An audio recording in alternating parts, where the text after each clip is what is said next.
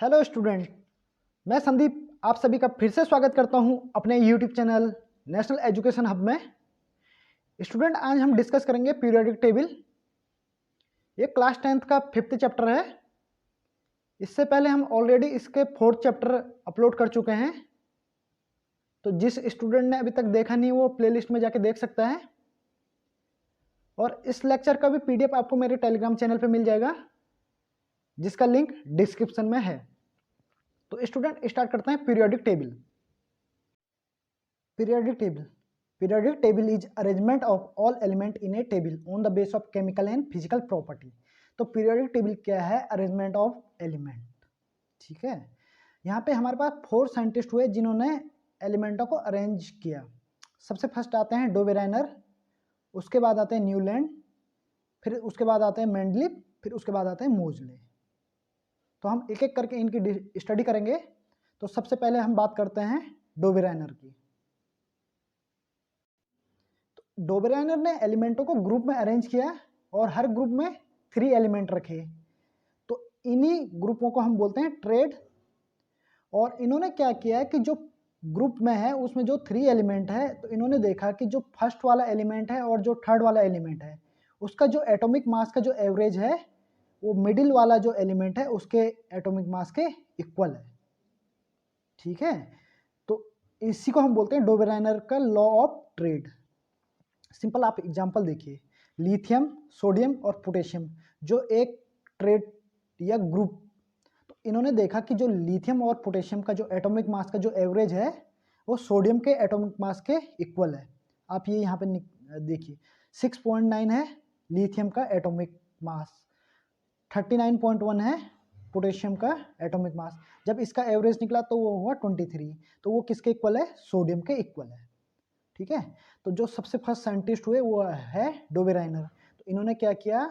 एलिमेंटों को ग्रुप में अरेंज किया और हर ग्रुप में 3 एलिमेंट थे। तो इन्होंने क्या देखा कि जो फर्स्ट वाला एलिमेंट है और थर्ड वाला एलिमेंट है उसका जो एटॉमिक मास है, मास का जो एवरेज है वो मिडिल वाले जो एलिमेंट है उसके एटॉमिक मास के इक्वल है। ठीक है, और इसके कुछ ड्रॉबैक थे तो उसकी अब स्टडी करते हैं। तो फर्स्ट ड्रॉबैक तो ये था कि ये उस टाइम पे जो भी नॉन एलिमेंट थे वो सब इस ट्रेड को फॉलो नहीं करते थे। ठीक है, सेकंड, इस जो इन्होंने ट्रेड बनाया उसमें केवल ओनली 9 एलिमेंट थे जो इनके ट्रेड को फॉलो करते थे। थर्ड था कि ये केमिकल प्रॉपर्टी और एटॉमिक मास के बीच का जो रिलेशन है उसको एक्सप्लेन करने में फेल हो गए। स्टूडेंट, यहाँ से कुछ इंपॉर्टेंट क्वेश्चन बनते हैं। फर्स्ट क्वेश्चन तो ये बनता है कि फर्स्ट साइंटिस्ट कौन थे जिन्होंने एलिमेंटों को अरेंज किया? तो कौन थे? डोबेराइनर। सेकंड क्वेश्चन बनता है कि लॉ ऑफ ट्रेड किसने दिया? तो डोबेराइनर। थर्ड क्वेश्चन बनता है कि डोबेराइनर का लॉ ऑफ ट्रेड क्या है? तो डोबेराइनर का लॉ ऑफ ट्रेड क्या है कि डोबेराइनर क्या करते हैं? एलिमेंटों को ग्रुप में अरेंज करते हैं और हर ग्रुप में 3 एलिमेंट होते हैं। और जो फर्स्ट वाला एलिमेंट है और जो थर्ड वाला एलिमेंट है उसका जो एटॉमिक मास का जो एवरेज है वो सेकंड वाले एलिमेंट के एटॉमिक मास के एवरेज के इक्वल होता है। फिर फोर्थ क्वेश्चन यहाँ से बनता है कि डोबेराइनर के ट्रेड के ड्रॉबैक क्या हैं? तो फर्स्ट ड्रॉबैक तो यही है कि उस टाइम के जो भी नॉन एलिमेंट थे वो सब इसके ट्रेड में अरेंज नहीं हो पाते हैं। सेकंड क्या था कि ओनली 9 एलिमेंट ही इसके ट्रेड में फिल हो सकते हैं।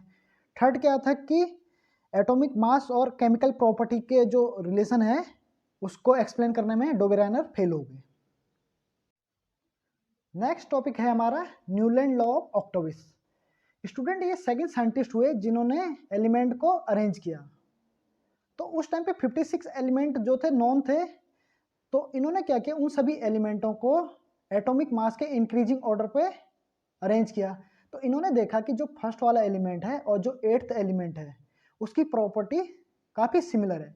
तो इन्होंने 8 का ग्रुप बनाया, उसी को हम बोलते हैं न्यूलैंड लॉ ऑफ ऑक्टेविस। स्टूडेंट, इसके भी कुछ ड्रॉबैक थे। फर्स्ट ड्रॉबैक तो ये था कि केवल कैल्शियम तक के ही एलिमेंट न्यूलैंड के लॉ को फॉलो करते थे। सेकंड ड्रॉबैक ये था कि कुछ एलिमेंट जो प्रॉपर्टी में डिसिमिलर थे उनको एक ही ग्रुप में रखा गया। थर्ड ड्रॉबैक ये था जो एलिमेंट न्यूलैंड के लॉ के बाद खोजे गए वो न्यूलैंड के लॉ को फॉलो नहीं करते थे। तो स्टूडेंट इसमें हमने देखा कि न्यूटन का लॉ क्या था, हमने एलिमेंट को एटॉमिक मास के अकॉर्डिंग अरेंज किया, तो फर्स्ट वाला और एट्थ वाले का जो प्रॉपर्टी है सिमिलर थी, तो उसका हमने ग्रुप बना दिया। फिर इसके ड्रॉबैक में क्या था कि ये केवल कैल्शियम तक के ही फॉलो होते थे। सेकंड क्या था कि कुछ एलिमेंट जो प्रॉपर्टी में डिसिमिलर थे उनको एक ही ग्रुप में रखा गया। नेक्स्ट टॉपिक है मेंडलीव पीरियोडिक टेबल। तो ये थर्ड साइंटिस्ट होते हैं जिन्होंने एलिमेंट को अरेंज किया।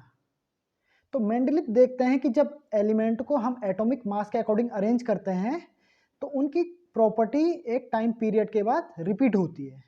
तो इसके बेस पे ये एक स्टेटमेंट देते हैं। स्टेटमेंट ये है, the physical and the chemical property of element are the periodically function of their atomic mass. तो जो भी एलिमेंट की जो फिजिकल और केमिकल प्रॉपर्टी है वो उसके एटॉमिक मास पे डिपेंड करती है। ठीक है, तो इन्होंने 56 एलिमेंट को अरेंज किया और उसी को हम बोलते हैं मेंडलीव पीरियोडिक टेबल। तो स्टूडेंट इनके पीरियोडिक टेबल के कुछ फीचर हैं, उनके हम स्टडी करते हैं। तो फर्स्ट ये है कि इनके जो पीरियोडिक टेबल है उसमें 8 वर्टिकल कॉलम है जिनको हम बोलते हैं ग्रुप एंड 7 हॉरिजॉन्टल रो हैं जिनको हम बोलते हैं पीरियड। ठीक है, और each group has divide into 2 सब ग्रुप। जो भी ये ग्रुप हैं ये 2 ग्रुप सब ग्रुपों में डिवाइड है, ए एंड बी। ठीक है, थर्ड क्या है, जो भी एक ग्रुप वाले जो भी एलिमेंट थे उनकी प्रॉपर्टी सिमिलर थी। ऐसा फर्स्ट टाइम था कि जो सिमिलर प्रॉपर्टी वाले एलिमेंट हैं उनको एक ग्रुप में रखा जा रहा है और जो डिसिमिलर प्रॉपर्टी वाले वो दूसरे ग्रुप में। कुछ एलिमेंटों को गलत ग्रुप में रखा गया, उसका रीजन था कि हम उनका एटॉमिक मास गलत तरीके से कैलकुलेट कर रहे थे। ठीक है, और कॉलम में कुछ जगह पे हम खाली छोड़ लेते क्योंकि कुछ एलिमेंट ऐसे थे कि जो उस टाइम तक डिस्कवर नहीं किए गए थे, तो उनके लिए हमने खाली जगह छोड़ दी थी। ठीक है, तो स्टूडेंट इसकी भी कुछ ड्रॉबैक थे। फर्स्ट ड्रॉबैक तो यही था कि हाइड्रोजन का कोई फिक्स पोजीशन नहीं थी। ठीक है, और सेकंड ड्रॉबैक ये था कि इसको आइसोटोप के लिए कोई प्लेस नहीं था मेंडलीव की पीरियोडिक टेबल में।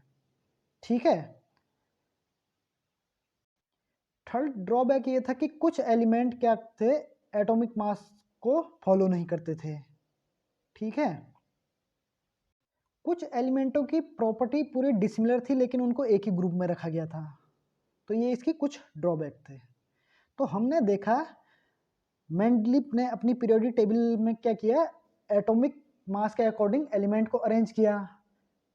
ठीक है, फिर वो देखते हैं कि जो भी एलिमेंट हैं वो कुछ टाइम पीरियड बाद उनकी जो प्रॉपर्टी हो रही है वो रिपीट हो रही है, तो वो एक टेबल बनाते हैं, उसी को हम बोलते हैं मेंडलीव पीरियोडिक टेबल। जिसके फीचर थे, फीचर क्या क्या थे मेंडलीव की पीरियोडिक टेबल के, कि इसमें 8 ग्रुप और 7 पीरियड थे और ग्रुप भी 2 सब ग्रुप में डिवाइड थे, ए एंड बी।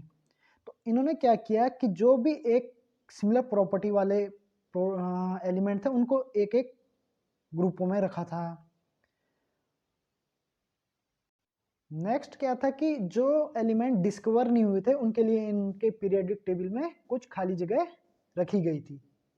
ठीक है, और फिर इनके कुछ लिमिटेशन थे। लिमिटेशन क्या थे, एक तो हाइड्रोजन का फिक्स प्लेस नहीं था। सेकंड क्या था कि आइसोटोप के लिए इनके पीरियोडिक टेबल में कोई जगह नहीं रखी गई। थर्ड क्या था कि कुछ जो एलिमेंट होते हैं वो एटॉमिक मास के रूल को फॉलो नहीं कर रहे थे। और फोर्थ लिमिटेशन क्या था कि कुछ एलिमेंटों का प्रॉपर्टी काफ़ी डिफरेंट थी और उनको एक ही ग्रुप में रखा गया था। तो स्टूडेंट हमें ये मेन पॉइंट याद होना चाहिए कि जो मेंडलीव की पीरियोडिक टेबल था उसका बेस क्या था, एटॉमिक मास। ठीक है, अब हम नेक्स्ट टॉपिक की बात करते हैं। स्टूडेंट नेक्स्ट टॉपिक है हमारा मॉडर्न पीरियोडिक टेबल। तो मॉडर्न पीरियोडिक टेबल, सबसे पहले क्वेश्चन ये बनेगा कि मॉडर्न पीरियोडिक टेबल किसने बनाई, तो वो थे हेनरी मोजले। और सेकंड क्वेश्चन बनेगा कि एटॉमिक नंबर की खोज किसने की, वो भी हेनरी मोजले। तो क्या होता है स्टूडेंट कि हेनरी मोजले क्या करते हैं, एक पीरियोडिक टेबल बनाते हैं, उसका बेस होता है एटॉमिक नंबर। ठीक है, हेनरी मोजले प्रूव करते हैं कि जो भी एलिमेंट का प्रॉपर्टी का बेस है वो उसका एटॉमिक मास ना होके एटॉमिक नंबर है। तो उसके बाद ये एक टेबल प्रिपेयर करते हैं, उसी को हम बोलते हैं मॉडर्न पीरियोडिक टेबल। ठीक है, इन्हीं को father of modern periodic table भी कहते हैं। तो इनका स्टेटमेंट होता है the chemical and the physical property of element are periodically function of atomic number. तो इसका मीनिंग हुआ कि किसी भी एलिमेंट का जो फिजिकल और केमिकल प्रॉपर्टी है वो किस पे डिपेंड करती है, एटॉमिक नंबर पे। ठीक है, अब स्टूडेंट इनके पीरियोडिक टेबल के हम फीचर की बात करते हैं। तो फीचर में क्या है कि इनके फर्स्ट तो यही रहेगा कि जो भी एलिमेंट अरेंज है किसके अकॉर्डिंग है, एटॉमिक नंबर के बेस पे। सेकंड होगा कि इनका जो हॉरिजॉन्टल रो होते हैं उनको हम पीरियड बोलते हैं। तो उन वो ये थे 7 पीरियड थे। जो वर्टिकल कॉलम होता है उनको हम बोलते हैं ग्रुप। तो इनके इसमें 18 ग्रुप थे। और फिजिकल और केमिकल प्रॉपर्टी के बेस पे इनको और सब ग्रुपों में डिवाइड किया था। तो स्टूडेंट सबसे पहले हमें ये पता होना चाहिए कि मॉडर्न पीरियोडिक टेबल का बेस क्या है, एटॉमिक नंबर। सेकंड फीचर में हमें पता होना चाहिए कि इसमें कितने पीरियड हैं और कितने ग्रुप हैं। तो पीरियड कितने हैं, 7, और ग्रुप कितने हैं, 18। ठीक है, नेक्स्ट हम बात करेंगे इसमें कौन कौन से ग्रुप हैं। तो फर्स्ट ग्रुप है एल्किली मेटल, सेकंड है एल्किली अर्थ मेटल। ठीक है, और एक ये 17 और 18 वाला ग्रुप आता है। 17 ग्रुप होता है हेलोजन और 18 होता है नोबल गैस या इनर्ट गैस। तो इसकी हम और डीप स्टडी करते हैं स्टूडेंट। तो ये फर्स्ट ग्रुप है, ये हाइड्रोजन, लिथियम, सोडियम, पोटेशियम वाला। और ये सेकंड है बेरियम, मैग्नीशियम, ठीक है, कैल्शियम वाला। फिर इसमें 17 ग्रुप है, ये फ्लोरीन, क्लोरीन, सबसे रिएक्टिव ग्रुप में से एक होता है। फिर जो ये 18 ग्रुप है हीलियम, नियोन, आर्गन, ये होता है इनर्ट गैस। तो स्टूडेंट हमें ये पीरियोडिक टेबल याद होनी चाहिए। जो ये दो हैं इनमें एक रेडियो एक्टिव होता है, एक लेंथेनाइट ग्रुप होता है। ठीक है स्टूडेंट, तो अब हम इसके एडवांटेज की बात करते हैं। स्टूडेंट यहाँ पे बहुत सारी प्रॉपर्टी मैंने लिखाई हैं, तो जो भी आपको आसान लगे आप यहाँ पर से 4 या 5 प्रॉपर्टी याद कर सकते हैं। ठीक है, तो स्टूडेंट अब हम बात करेंगे मेंडलीफ और मॉडर्न पीरियोडिक टेबल का डिफरेंस। तो मेंडलीफ ने क्या किया, एटॉमिक मास के अकॉर्डिंग टेबल बनाई, और जो मॉडर्न पीरियोडिक टेबल है वो एटॉमिक नंबर के बेस पे बनी है। जो मेंडलीफ की पीरियोडिक टेबल थी उसमें कितने थे, 8 ग्रुप थे और 7 पीरियड थे। जो मॉडर्न पीरियोडिक टेबल है उसमें कितने हैं, 18 ग्रुप हैं और 7 पीरियड हैं। ठीक है, और जो मॉडर्न पीरियोडिक टेबल का बेस है वो है एटॉमिक नंबर। ठीक है,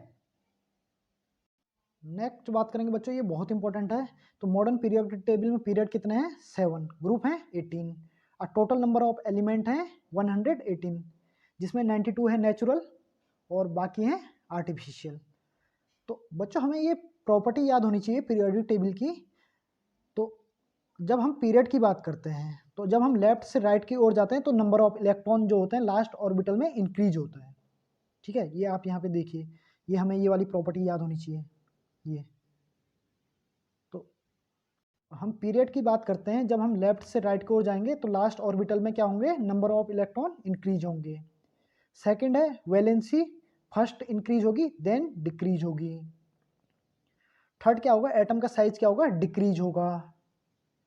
ठीक है, फोर्थ क्या होगा, मेटेलिक करेक्टर क्या होगा, डिक्रीज होगा। फिफ्थ क्या है, केमिकल रिएक्टिविटी क्या होगी, फर्स्ट डिक्रीज होगी देन इंक्रीज होगी। सही है, नेक्स्ट बात करेंगे हम प्रॉपर्टी ऑफ ग्रुप। तो इसमें क्या है कि जब हम टॉप से बॉटम की ओर जाते हैं तो नंबर ऑफ इलेक्ट्रॉन क्या होता है, सेम होता है। और तो अब नंबर ऑफ इलेक्ट्रॉन सेम होगा तो वैलेंसी भी सेम होगी। और जो एटम का साइज होता है वो इंक्रीज होता है, और मेटेलिक करेक्टर इंक्रीज होता है, और केमिकल रिएक्टिविटी पहले इंक्रीज होगी देन डिक्रीज होगी। तो स्टूडेंट क्या होता है, अगर मैं पीरियड की बात करता हूँ तो पीरियड में क्या होता है, इस तरीके से हम चलते हैं लेफ्ट टू राइट। ठीक है, तो जब मैं लेफ्ट से राइट की ओर जाऊँगा तो नंबर ऑफ इलेक्ट्रॉन मेरे लास्ट ऑर्बिटल में इंक्रीज होंगे। ठीक है, और नंबर ऑफ इलेक्ट्रॉन इंक्रीज होंगे तो मेरी वैलेंसी फर्स्ट इंक्रीज होती है देन डिक्रीज होती है, और एटम का साइज डिक्रीज होता है। तो ये 5 मैंने प्रॉपर्टी लिखाई हैं किसकी, पीरियड की, और 5 ग्रुप की। ग्रुप में भी क्या होता है, जब हम टॉप से बॉटम को इस तरीके से चलते हैं, ये तो क्या होता है, फर्स्ट नंबर ऑफ इलेक्ट्रॉन क्या होता है, सेम होता है, तो वैलेंसी सेम होगी, साइज ऑफ एटम इंक्रीज होगा और मेटेलिक करेक्टर इंक्रीज होगा। तो ये आपको ये सब पता होना चाहिए। इसके बाद स्टूडेंट मैंने ये कुछ इंपॉर्टेंट क्वेश्चन रखे हैं, तो ये आप सभी को पता होने चाहिए। मेरा ये नोट्स आपको मेरे टेलीग्राम चैनल पे मिल जाएगा, तो आप वहाँ से डाउनलोड करके ये 1 नंबर के लिए एमसीक्यूज बन जाते हैं। तो आपको पता होना चाहिए कि मोस्ट रिएक्टिव एलिमेंट कौन सा है, मोस्ट रिएक्टिव नॉन मेटल कौन सा है, और रूम टेम्परेचर पर कौन सा मेटल लिक्विड कंडीशन में पाया जाएगा। ठीक है, तो स्टूडेंट ये कंप्लीट हो चुका है। तो आप एक बार जाके टेलीग्राम से ये पीडीएफ डाउनलोड करिए और इसको कंप्लीटली पढ़िए। बहुत इंपॉर्टेंट टॉपिक है और बहुत ईजी है। तो हमने देखे कि जो भी 4 साइंटिस्ट थे, सबसे पहले डोबेराइनर, फिर न्यूलैंड, फिर मेंडलीफ, फिर मोजले। तो डोबेराइनर क्या करते हैं, ग्रुप बनाते हैं 3-3 का, ठीक है, उन्हीं को बोलते हैं हम ट्रेड। फिर उसके बाद न्यूलैंड आते हैं, वो 8-8 का ग्रुप बनाते हैं और वो क्या देखते हैं कि जो फर्स्ट वाला है और 8 वाला है उसकी प्रॉपर्टी सेम है। फिर उसके बाद आते हैं मेंडलीफ, जो क्या करते हैं, एलिमेंट को किसके बेस पे अरेंज करते हैं, एटॉमिक मास के। फिर लास्ट में आते हैं मोजले, जो किसके बेस पे अरेंज करते हैं, एटॉमिक नंबर। तो ये चारों हैं, इनमें से सबसे इंपॉर्टेंट है मोजले का। और एक क्वेश्चन ये बनता है कि मेंडलीफ और मॉडर्न पीरियोडिक टेबल में क्या डिफरेंस है। ठीक है स्टूडेंट, ओके स्टूडेंट।